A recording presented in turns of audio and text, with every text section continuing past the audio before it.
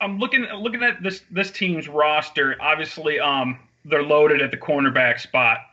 And a guy, who went through a situation much like yourself, Malcolm Butler, although a little different, him being undrafted and going through restricted free agency and everything.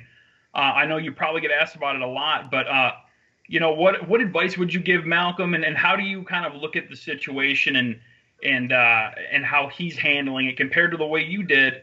Tell us a little bit about that.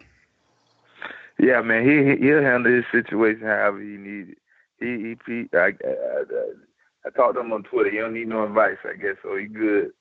So, but how I handle my situation, I guess I spoke about it on Twitter a little bit. So I'm not trying to bash. You know me, like I just tell the truth, man. This is what I'm gonna tell you exactly how it went. Or I shouldn't talk too much because it's supposed to be coming out of my book. But I'll tell a little bit about it, right? All right. Tease the book. I'm done with NFL.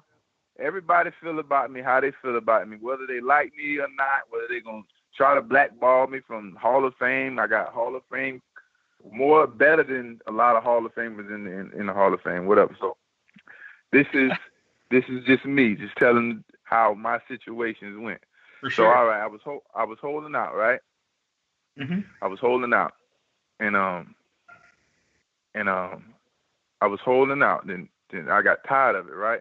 So they wasn't really communicating with me, and they didn't care about my age, and they treated him like a piece of shit. You know what I mean? So I got fed up, right? So I say, fuck it. I say, forget it. I'm getting on the plane, and I'm leaving, and I'm not telling nobody. Mm-hmm. I bet everybody remember that too. And then, so I get on the plane, and then I'm on the plane, and I start hearing little whispers. Oh, Asante's on the plane, this and that. So it didn't really get out. So I finally get to the stadium. Nobody knows I'm coming, right? So nobody knows I'm there.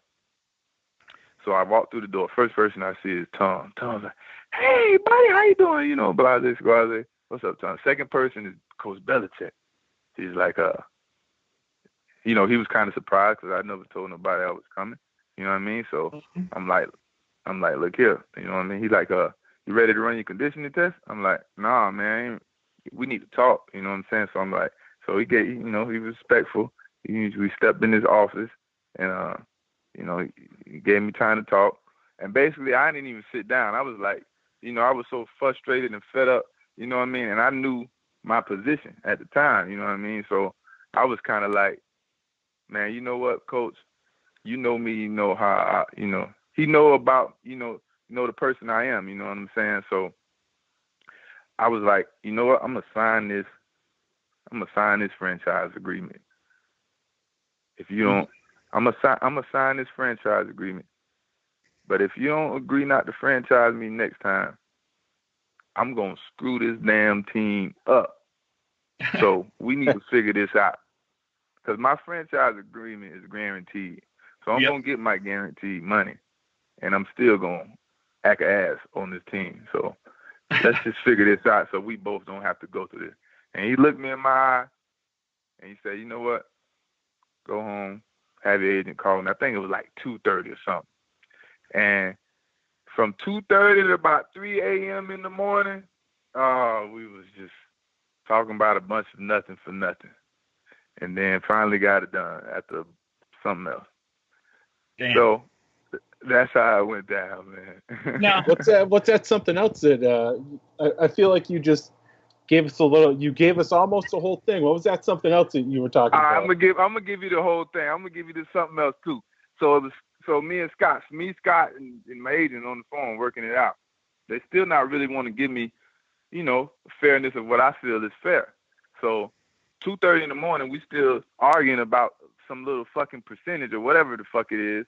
And I'm like, you know what, Scott, you know what? I told my agent, I said, you know what, tell them, fuck the deal. I'll be there in the morning. I'm signing my deal. Fuck all that. And then it's like, no, you know what? I'm sorry, forget it. Let's just get this done. Bump. And then we got it done.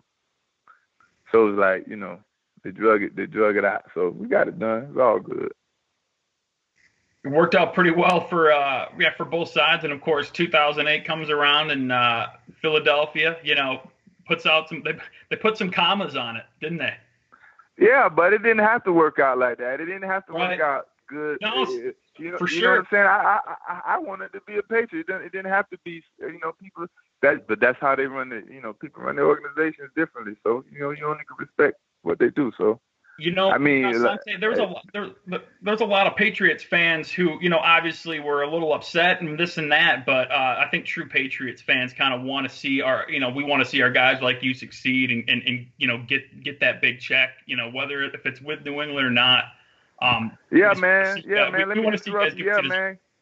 Yeah, man. You make a good point, man. Like, most of us come from the hood. We come from, a little bit of nothing. You know what I mean? So y'all should be rooting for us to help our families and to get out of our situations and to become better people in society. So yeah, like, that was the kind of talks I used to have with people. Like, nobody messing with your money.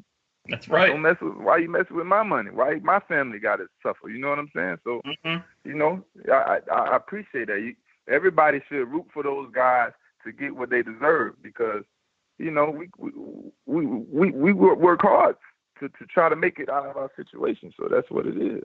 For sure. Yeah, it's funny. Everybody sides with the players until it comes to money, and then they seem to turn on you guys a little bit. Yeah, man. Yeah. So you were talking about it didn't have to go down like that. Going out of the 2007 season, right? So you guys go into the off season. How close were you to potentially coming back, or after that 07 season, after the sour experience of the franchise tag that you were just talking about? Was there no chance you were coming back, or were you working on a contract to come back with the Patriots? It was never a chance for them to try to bring me back. I mean, it was a chance, but it was an outrageous chance, like probably offering me half of some money that I deserved. So with me, I always wanted to. I don't think nobody ever want to leave where they start off at. You know what I'm saying? And let me back up. Let me say this first and foremost. You know what I'm saying? Like, I got to give respect to the Patriots organization. I never did no formal retirement. I'm probably, never going to do one, whatever. But I got to give respect to Mr. Kraft, Belichick. I hope you hear this. The whole organization, because, I could have got drafted to another team that didn't have the discipline that, Belichick them having. I could have been a knucklehead and my career couldn't, wouldn't pan out that way. Me, watching the veterans, the way they prepare, the way they, work hard every day. So, that made me a better man being drafted to that team. So it's helping me today and succeed in life. So I'm forever thankful for that, for the organization, for Ms. Kraft, Belichick, my D coordinator time, Rack. You know what I mean? They believe in me. So salute.